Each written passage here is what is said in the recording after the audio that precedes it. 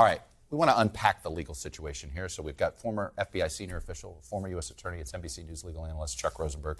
Chuck, I appreciate you coming in. So superseding indictments are not something prosecutors like to have to do because it means they didn't have their full case. The fact that we saw this week, is this more a reflection that justice is scrambling or more of a reflection that they're getting more cooperators? Well, it could also be, Chuck, that they're learning new information, perhaps from cooperators, other sources, documents, text messages, security camera footage. I think you're right. Ideally, prosecutors like to bring one set of charges against one set of defendants at one time. But sometimes you learn additional information or something becomes more clear that had been opaque previously.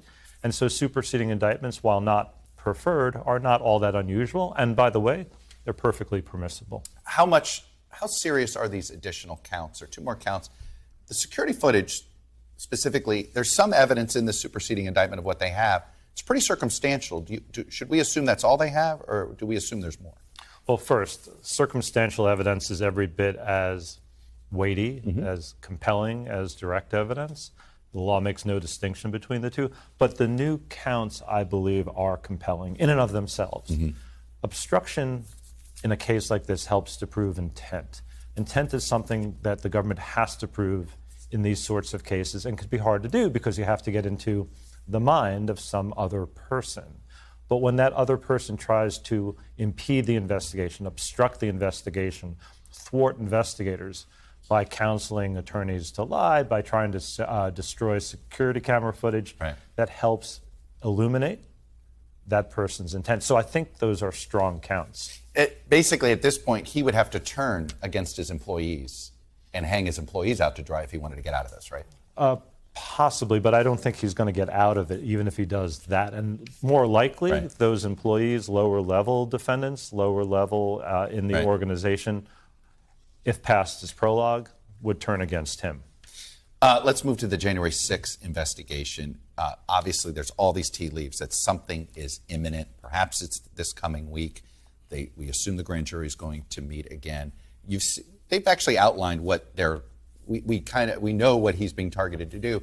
It's interesting that they're not hitting him for the insurrection itself. Explain that.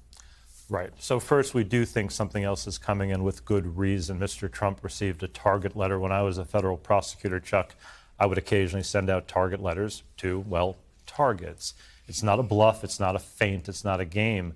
If a federal prosecutor sends a target letter, that means he or she intends to indict you. You're seeking an indictment. You may not get it, but you're going to seek it. You're going to seek it. Yeah. And by the way, when we seek it, we tend to get it. Of course. So why is insurrection off the table? Well, first of all, we don't know conclusively that it is. There's no requirement that you list all of the statutes that you intend to charge in a target letter. But let's assume it's off the table.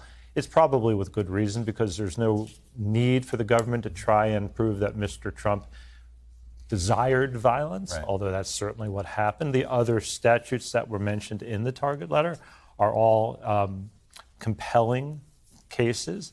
In other words, that he tried to thwart the peaceful transition of presidential power. That in and of itself is as compelling a criminal case as I can imagine. Without getting into the state courts, because that's a separate situation, but in these federal charges, in your experience, the likelihood these get delayed till after the election? Right. So I come from the Eastern District of Virginia, the Rocket Docket, 10 months away, May of 2024, when this Mar-a-Lago case is scheduled to go on trial, seems like an eternity to me. Right. Whether or not that trial has to slide, we shall see, but I don't think it has to. However, if more charges, new charges, additional charges are brought in the District of Columbia related to the events of January 6th, I think it's going to be hard to squeeze that in between a May federal trial in Florida and the November election. I want to get your understanding of what happened in that Delaware courtroom with the Hunter Biden plea agreement. It fell apart under some basic questioning. Does that mean this is a pretty weak agreement? No, it doesn't mean that. It does mean that attorneys on both sides perhaps didn't do a good enough job of being very clear with each other and with the judge about what that plea agreement, that contract, was drawn up to do. Is this just bad execution here? This feels kind of basic? It's kind of basic, but it happens. Most plea agreements go through without a hitch. This one had a hitch. It hit a snag. It's remediable. It's relatively easy to fix if Mr. Biden still wants to plead guilty. And by the way, Chuck, I think it's in his best interest to do so. The two sides are going to hammer this out. All right, Chuck Rosenberg, thanks for trying to provide some clarity to what is, I think, going to be a confusing situation for a lot of the American electorate. Thank you very much. Thanks for watching our YouTube channel. Follow today's top stories and breaking news by downloading the NBC News app.